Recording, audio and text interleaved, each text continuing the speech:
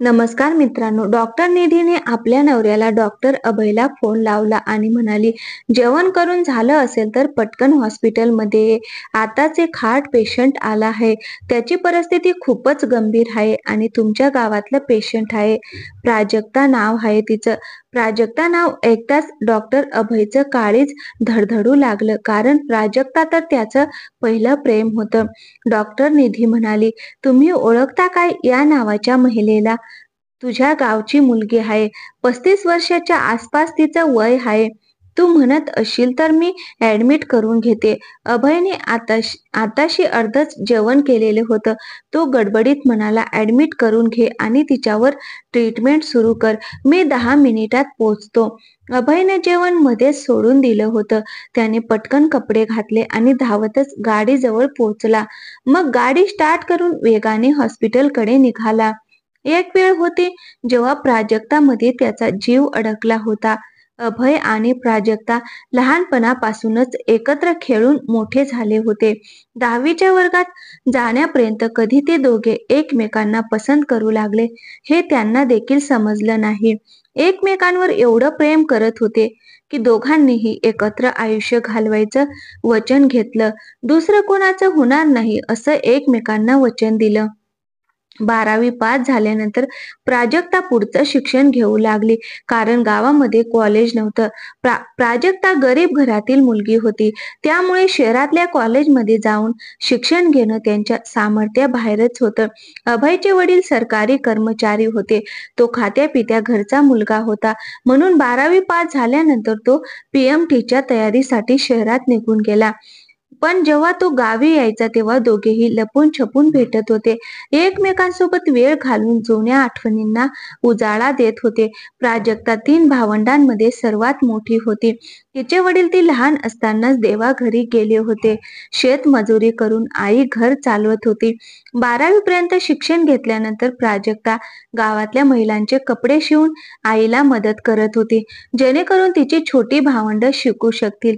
दिवस असेच निघून जात होते आणि दुसरीकडे खूप कष्ट करून अभयने PMT पूर्ण केलं आणि डॉक्टरचं शिक्षण घेण्यासाठी दिल्लीला निघून गेला.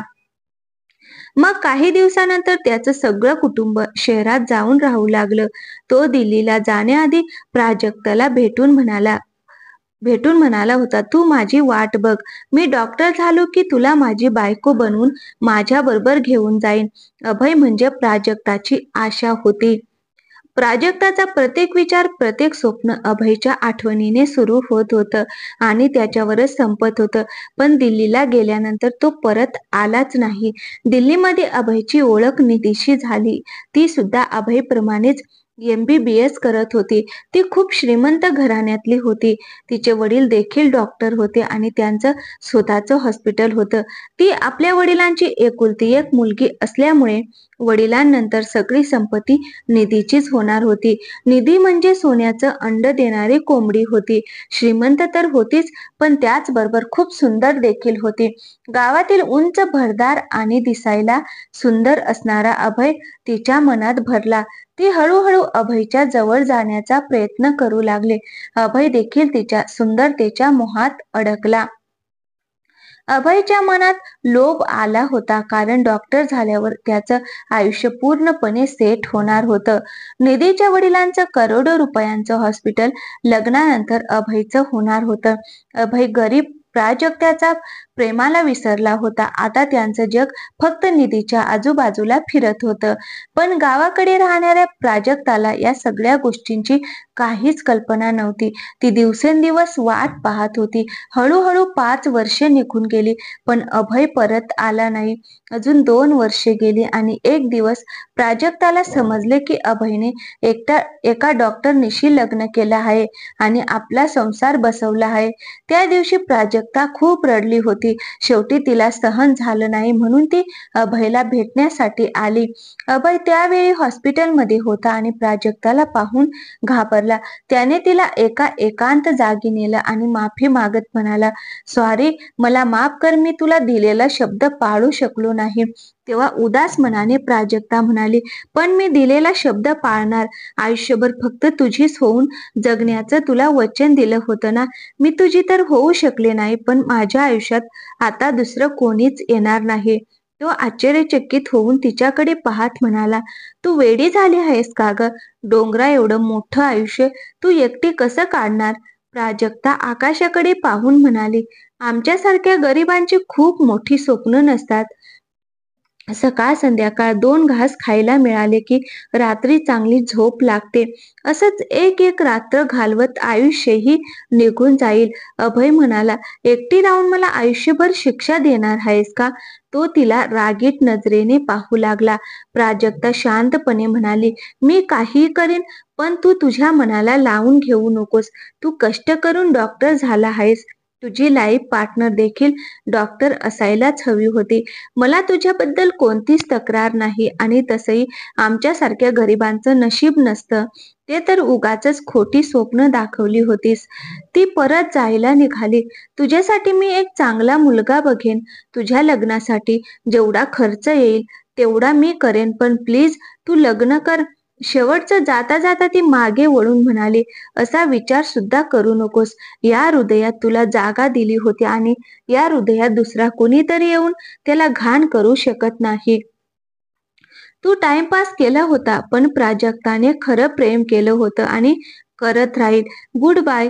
प्राजक्ता परत गेली होती, पण अभयच्या मनावर एक ओझं ठेवून गेली होती. तिला शेवटचं भेटून 10 वर्षे झाली होती, तरी देखील मनावरचं ओझं कमी झालं नव्हतं. तो जेव्हा एकटा असायचा तेव्हा ती हवेचा झोका होऊन त्याच्या विचारामध्ये यायची आणि मग भरलेल्या डोळ्यांनी त्याला विचारायची, "ऐकलं का? मी आज सुद्धा तुझी वाट पाहत आहे. तू येणार का?" तो कधीच आपल्या वाडवडिलांच्या गावी परत गेला नव्हता, पण गावातल्या सगळ्या बातम्या त्याला माहीत होत्या. त्याला ठाऊक होतं प्राजक्ताने आपल्या लहान बहिणीचं आणि भावाचं लग्न केलं आहे, पण ती स्वतः अजूनही कुमारी आहे. आणि आता प्राजक्ताला भेटायचं हे ऐकूनच त्याचं मन घाबरलं होतं. स्वतःबद्दल घृणा वाटू लागली होती. त्याचं हृदय जोर जोरात धडधडत होतं. विचित्र गोष्ट म्हणजे तो हृदयाचा डॉक्टर होता, पण एका कोमल हृदयाला तोडण्याचं पाप त्याच्या डोक्यावर होतं. त्याला प्राजक्तापासून कायमचं दूर राहायचं होतं, पण अचानक ती हृदयविकाराची पेशंट म्हणून त्याच्याच हॉस्पिटलमध्ये आली होती. अभय वेगाने गाडी चालवत हॉस्पिटलमध्ये पोहोचला. डॉक्टर निधी त्याला रिसेप्शनवरच भेटली. तिने अभयला पाहताच सांगितलं, "तिला ऍडमिट केलं आहे. डॉक्टर कला तिला चेक करत आहेत. तिची परिस्थिती खूपच नाजूक आहे. एकापाठोपाठ 2 अटॅक आले आहेत, पण आश्चर्य आहे की अशा परिस्थितीतही ती वाचली आहे, कारण एवढं मोठं ब्लॉकेज झाल्यानंतर कोणीही पेशंट वाचू शकत नाही." अभय धावतच त्या वॉर्ड समोर पोहोचला, जिथे प्राजक्ताची आई आणि लहान भाऊ बसले होते. अभयला पाहताच प्राजक्ताची आई रडत म्हणाली, "बाळा अभय, प्राजक्ताला वाचव. गावातल्या सरकारी हॉस्पिटलमधल्या डॉक्टरांनी सांगितलं होतं की तिला मोठ्या हॉस्पिटलमध्ये घेऊन जा, पण माझ्याजवळ एवढे पैसे नव्हते, म्हणून तुझ्या हॉस्पिटलमध्ये घेऊन आले." अभयने काहीही न बोलता प्राजक्ताच्या वॉर्डमध्ये प्रवेश केला. डॉक्टर कला त्याला पाहतच म्हणाल्या, "बरं झालं सर, तुम्ही आलात. मी त्यांना एक इंजेक्शन दिलं आहे आणि काही टेस्टही करून केले आहेत, पण त्यांच्या श्वासामध्ये अजूनही फरक पडलेला नाही. बघा, ऑक्सिजन लावलेला आहे, तरी सुद्धा त्या किती धापा घेत आहेत."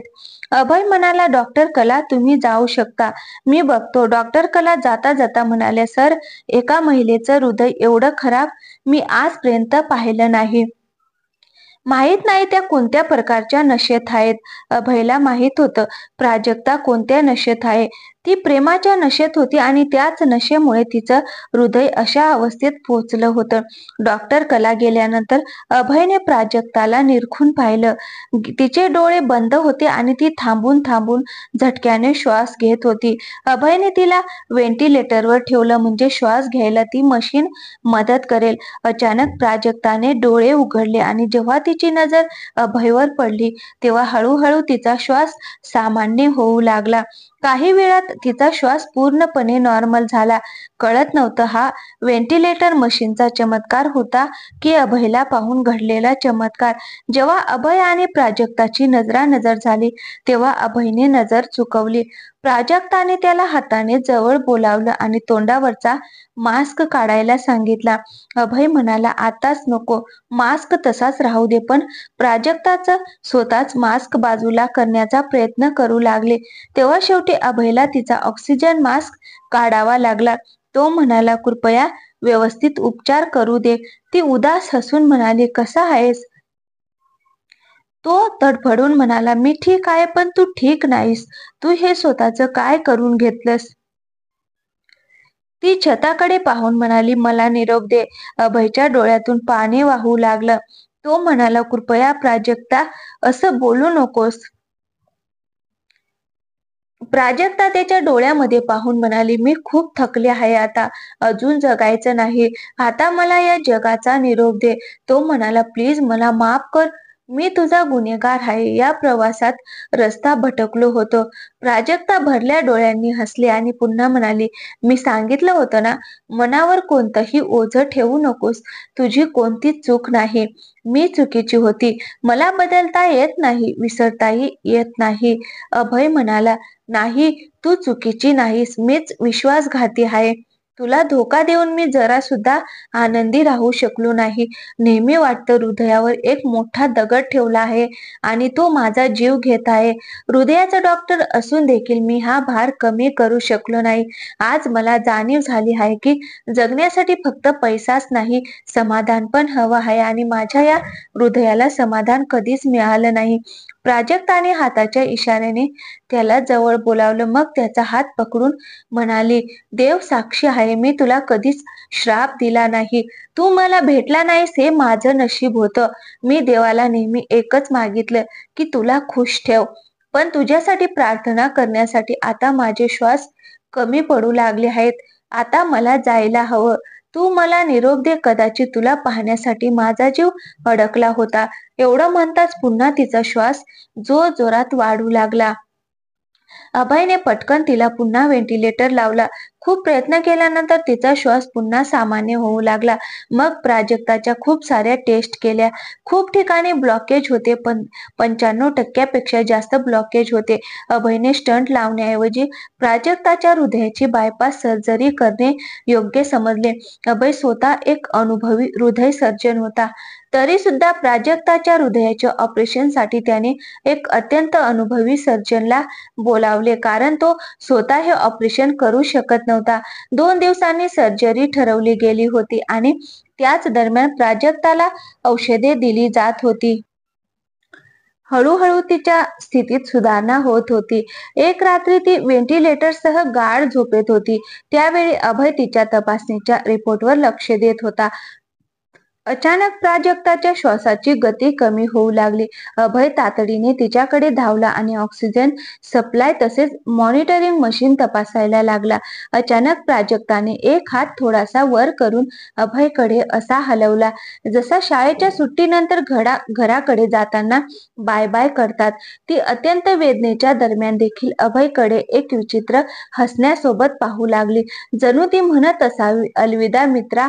अभयला काही समजण्याच्या आधीच मॉनिटरिंग मशीनवरील रेषा स्थिर होऊन सरळ होऊ लागल्या आणि प्राजक्ताच्या डोळ्यांची दृष्टी स्थिर झाली. ती या जगातून आपल्या प्रवासाची समाप्ती करून गेली. अभय एकटा तिच्या हृदयाला पुन्हा सुरू करण्यासाठी विविध प्रयत्न करत होता, पण हे प्रयत्न निष्फळ ठरले. दुसऱ्या दिवशी प्राजक्ताचे शरीर तिचा भाऊ आणि आईकडे सोपवले गेले. आई आणि भाऊ रडत तिच्या मूर्त शरीराला घेऊन गेले. अभय आपली पत्नी आणि स्टाफ समोर पूर्णपणे शांत होता, जणू काही अनोळखी पेशंट मरण पावला आहे. पण त्याच्या अंतःकरणात एक गहन अस्वस्थता होती. अभय दुसऱ्या दिवशी प्राजक्ताच्या अंतिम यात्रेत सहभागी झाला. दोघे जिवंत असताना एकत्र येऊ शकले नाहीत, पण मृत्यूनंतर तो तिच्या आरतीच्या अगदी जवळ होता. अंतिम संस्कार झाल्यावर सर्व लोक आपल्या घरी परत गेले, पण अभय हृदयावर भार घेऊन चिताजवळ एकटा बसून राहिला. प्राजक्ताला जाऊन 10 वर्षाचा कालावधी झाला आहे, पण अभयच्या हृदयावरचा भार अजूनही कमी झालेला नाही. तो अजूनही एकटा बसला की त्याच्या मनावरचा भार वाढू लागतो. मित्रांनो, एक व्यक्ती कितीही दुष्ट किंवा चातुर्यपूर्ण असो, स्वतःने केलेले वाईट काम, एखाद्याला दिलेला दगा अखेरच्या श्वासापर्यंत हृदयावर एक भार बनून राहतं. तर मित्रांनो, कशी वाटली आजची कथा? आवडली असेल तर व्हिडिओला एक लाईक करा आणि हो, चॅनलवर नवीन असाल तर प्लीज चॅनलला सबस्क्राईब करायला विसरू नका. थँक्यू. धन्यवाद.